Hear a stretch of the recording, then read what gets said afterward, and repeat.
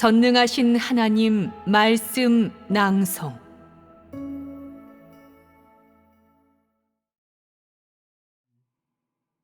진리를 실행하는 것이야말로 실제가 있는 것이다.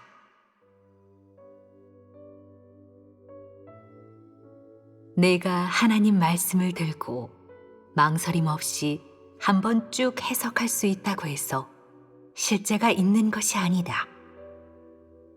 그것은 내가 상상하는 것처럼 그렇게 단순하지 않다.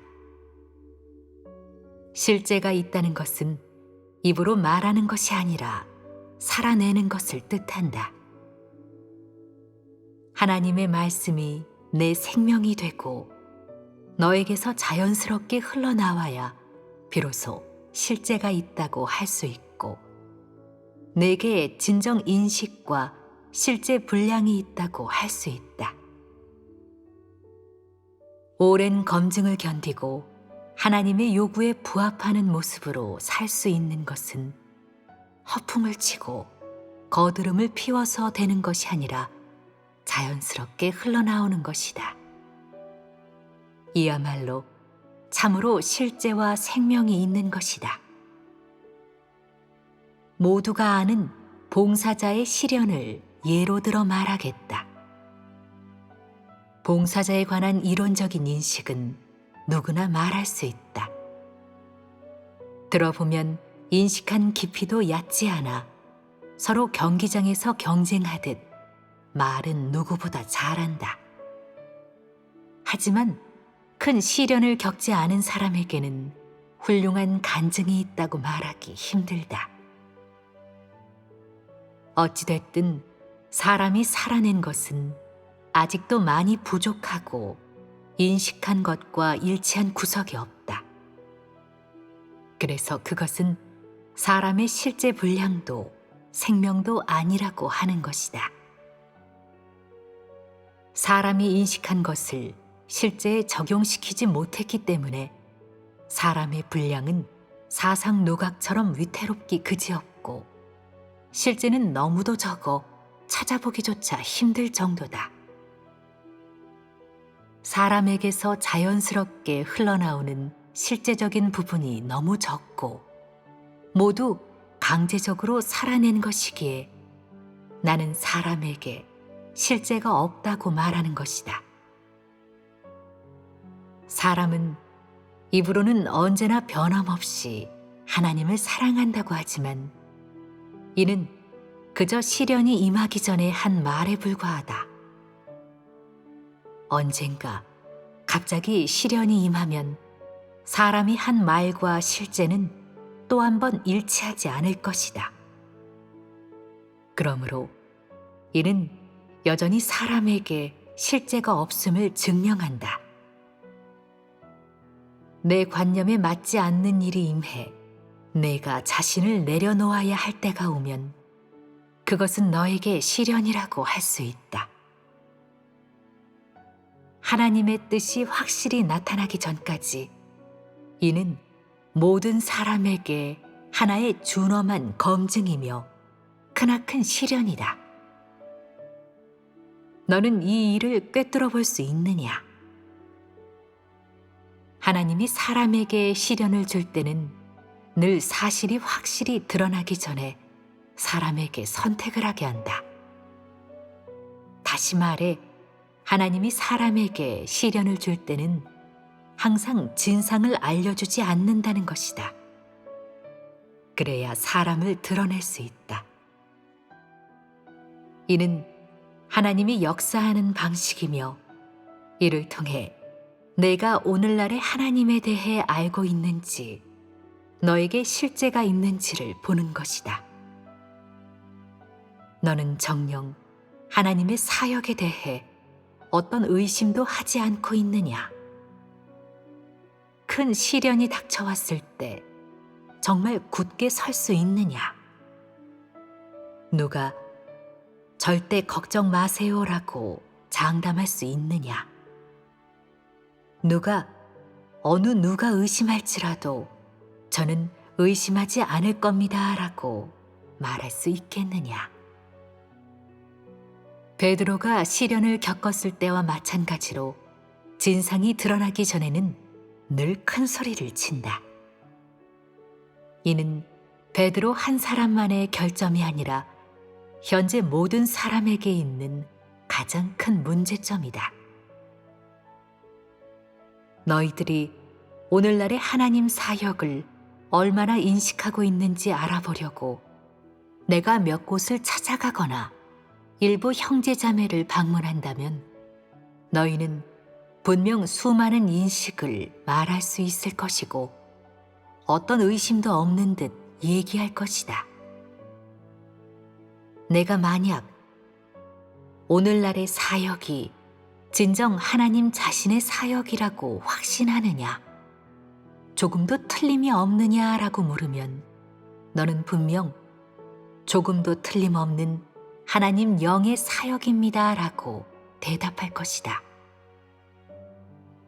너는 이렇게 대답한 후 어떤 의심도 하지 않는 것은 물론 이로 인해 큰 기쁨을 누리며 자신에게 어느 정도는 실제가 있다고 생각할 것이다.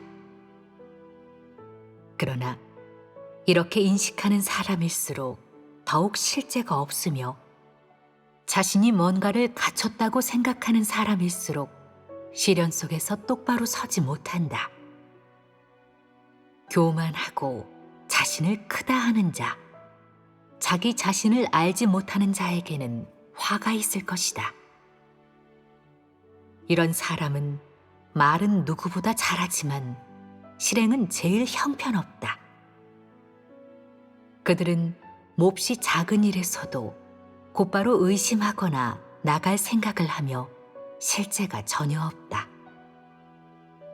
그저 종교보다 높은 이론만 갖추었을 뿐 오늘날 하나님이 요구한 실제는 갖추지 못했다. 나는 이론만을 말하고 실제가 없는 사람을 가장 혐오한다. 평소에 사역할 때는 누구보다 크게 외치지만 실제가 임하면 바로 주저앉으니 이것이 실제가 조금도 없는 것이 아니겠느냐. 아무리 큰 바람과 파도가 쳐도 굳게 서서 의심하지 않고 주변에 아무도 없을지라도 굳건히 서서 부인하지 않는다면 너에게는 진실로 인식과 실제가 있다고 할 수 있다. 바람이 불면 쓰러지고 흘러가는 대로 따르며 다른 사람이 하는 말을 듣고 배운 것으로 아무리 훌륭하게 말할지라도 너에게 실제가 있다고 할 수 없는 것이다. 그러니 공허한 글귀를 너무 일찍 외치지 말라. 너는 하나님이 어떻게 하려는지를 알고 있느냐? 나중에 얼굴도 들지 못할 정도로 창피를 당하고 싶지 않다면 베드로가 했던 일을 반복하는 역할을 맡지 말라. 그런 것은 아무에게도 도움이 되지 않는다. 많은 사람에게 실제 분량이 조금도 없다. 하나님이 그렇게 많은 사역을 했지만 사실이 임한 것은 하나도 없다. 더 구체적으로 말하자면 하나님은 어떤 사람도 친히 형벌하지 않았다. 그러자 혹자는 이러한 시련으로 드러나게 되었다.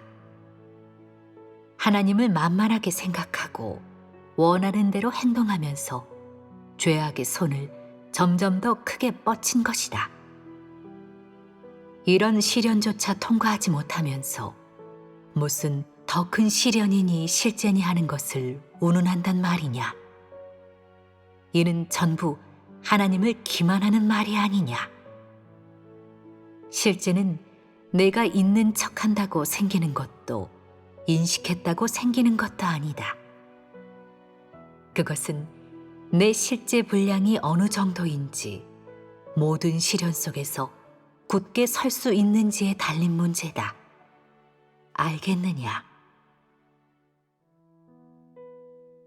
사람에 대한 하나님의 요구는 실제를 말로 할 수 있는 걸로 끝이 아니다. 그렇다면 너무 간단하지 않겠느냐? 하나님은 왜 또 생명 진입에 대해 말씀했겠느냐? 왜 변화에 대해 논했겠느냐? 실제에 대해 공리공론을 늘어놓기만 한다면 성품이 변화될 수 있겠느냐? 하나님이 훈련시키는 하나님 나라의 정예병은 실제를 말하기만 하는 사람도 아니고 큰 소리만 치는 사람도 아니라 언제 어느 때나 하나님의 말씀을 살아낼 수 있는 사람이다. 어떤 좌절이 와도 굽히거나 쓰러지지 않고 하나님의 말씀대로 살 수 있으며 세상으로 되돌아가지 않는 것이야말로 하나님이 말씀한 실제이며 사람에 대한 하나님의 요구이다. 그러니 하나님이 말씀한 실제를 너무 단순하게 생각해서는 안 된다. 성령의 깨우침이 있다고 해서 실제가 있는 것은 아니다. 그것은 사람의 분량이 아니라 하나님이 선대한 것이다. 거기에는 사람이 이룬 성과가 없다. 누구나 베드로가 받은 고난을 받아야 하고 더구나 베드로의 영광이 있어야 한다. 다시 말해 하나님의 역사를 얻어 살아내야 하는 것이다. 그래야 실제라고 할 수 있다. 실제를 말할 수 있다고 해서 실제가 있다고 생각해서는 안 된다. 그것은 궤변이며 하나님의 뜻에 부합하지 않는 말로 실제적인 의의가 없다. 앞으로는 그렇게 말하지 말고 그런 말을 없애라. 하나님의 말씀을 그릇되게 깨닫는 사람은 모두 이방인으로서 실제적인 인식은 물론 실제 분량도 없다. 그런 자는 식견과 실제가 없는 사람에 속한다. 즉, 하나님 말씀의 본질 밖에 있는 사람은 모두 이방인에 속한다. 사람이 생각하는 이방인은 하나님께 짐승 취급을 받는 사람이고, 하나님이 생각하는 이방인은 하나님 말씀을 생명으로 여기지 않는 사람이다. 그러므로 하나님 말씀에 실제가 없는 자, 하나님의 말씀을 살아내지 못하는 자는 모두 이방인에 속한다고 할 수 있다. 하나님의 뜻은 모든 사람이 다 하나님 말씀의 실제를 살아내는 것이다. 다시 말해 모두가 실제를 말할 수 있을 뿐만 아니라 더 중요한 것은 모두가 하나님 말씀의 실제를 살아내는 것이다. 사람이 생각하는 실제는 너무 얄팍하고 가치가 없어 하나님의 마음을 만족해 할 수 없다. 그것은 너무 비천해서 언급할 가치도 없으며 너무 많은 것이 결핍되어 하나님의 요구 기준에 크게 미치지 못한다. 모든 사람에게 대대적인 검증 사역을 하여 누가 인식만 말하고 길을 가리키지 못하는지, 누가 쓸모없는 폐물인지 알아볼 것이다. 앞으로 명심하여라. 공허한 인식을 말하지 말고 오직 실행의 길과 실제만을 말해라. 실제적인 인식에서 실제적인 실행으로 옮겨가고 실행에서 실제적인 살아냄으로 옮겨가야 한다. 사람을 가르치는 말도 소위 실제적인 인식이라는 것도 말하지 말라. 너의 인식이 길이라면 얘기해도 되겠지만 길이 아니라면 입을 다물고 말하지 말라. 그것은 말해봤자 아무 쓸모가 없다. 몇 마디 인식을 말하는 것으로 하나님을 기만하고 다른 이의 부러움을 사려 한다면 그것은 내 야심이 아니겠느냐? 고의로 사람을 농락하는 것이 아니겠느냐? 거기에 가치가 있겠느냐? 체험한 후에 인식을 말한다면 그것은 허풍이라고 할 수 없다. 그렇지 않다면 너는 교만한 말을 하는 사람이라고 할 수 있다.